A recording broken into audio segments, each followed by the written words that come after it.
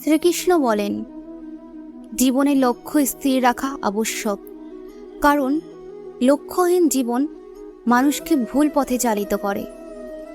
ইন্দ্রিয় থেকে প্রাপ্ত আনন্দ প্রথমে মানুষের কাছে অমৃতের মতো হলেও এটি শেষ পর্যন্ত বিষের ন্যায় ক্ষতিকারক হয়ে ওঠে, যা কেবল মানুষকে পাপের দিকে ঠেলে দেয়।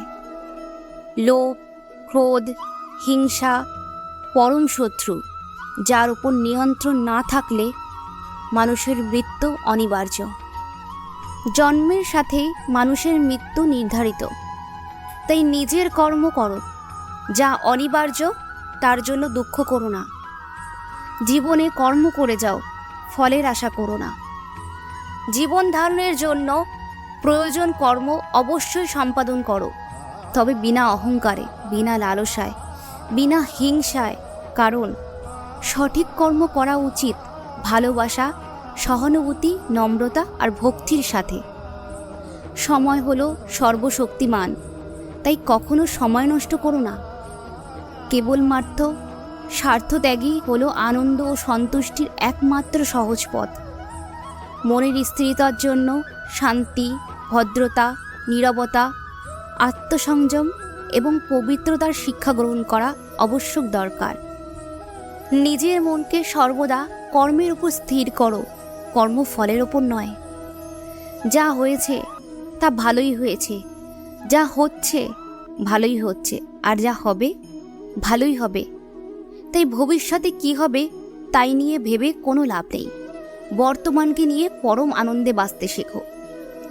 লোভ, ক্রোধ, হিংসা এসব হলো মানুষের প্রধান শত্রু, যা নিজের অজান্তেই জীবনের সবচেয়ে বেশি মূল্যবান জিনিস সময় তার ক্ষতি করে। কারণ সময় হলো পরম ক্ষমতাবান, যা কারোর জন্য থেমে থাকে না। সর্বদা মনে রাখবে, জীবনের যত কঠিন পরিস্থিতির মধ্যে দিয়ে তুমি যাবে, তোমার ব্যক্তিত্ব ততই বেশি প্রখর হবে। সঠিক উদ্দেশ্য নিয়ে সঠিক কাজ সম্পূর্ণ করাই আমাদের জীবনের পরম লক্ষ্য। প্রতিটি কর্মের আগে আমাদের কর্মের প্রতি সঠিক মনোভাব গড়ে তোলা আবশ্যক, তবে সেই কর্মকে আনন্দের সাথে সম্পূর্ণ করা সম্ভব হয়। বিবেক ও বুদ্ধি হলো মানুষের পরম সম্পদ, যা সঠিক সময়ে জীবনের সঠিক দিশা বেছে নিতে সাহায্য করে।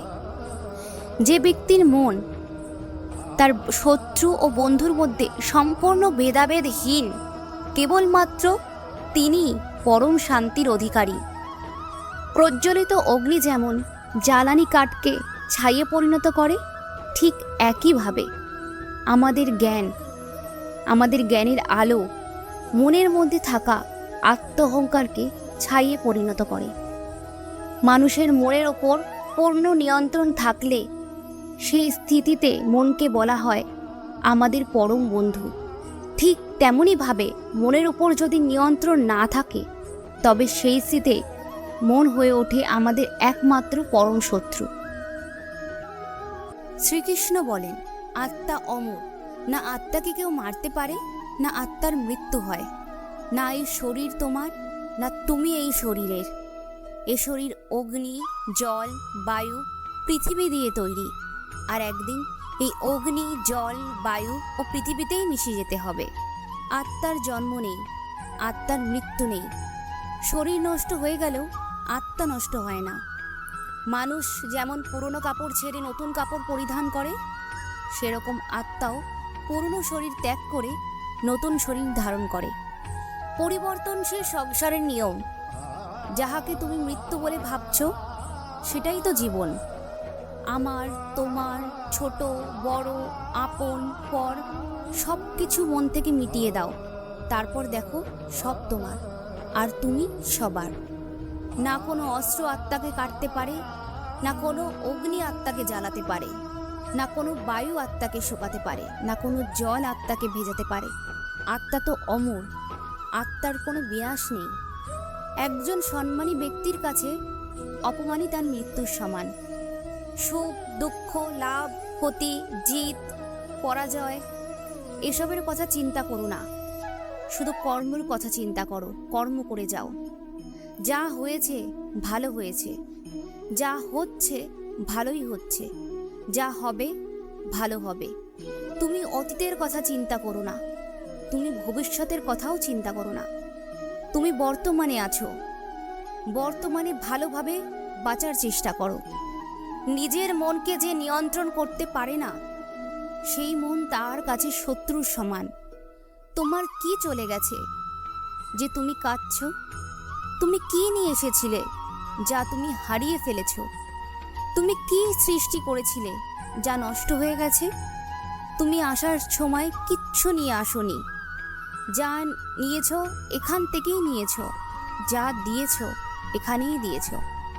যে ব্যক্তি পরিণামের চিন্তা করে সে ব্যক্তি একদিন জীবনে অসফল থাকে।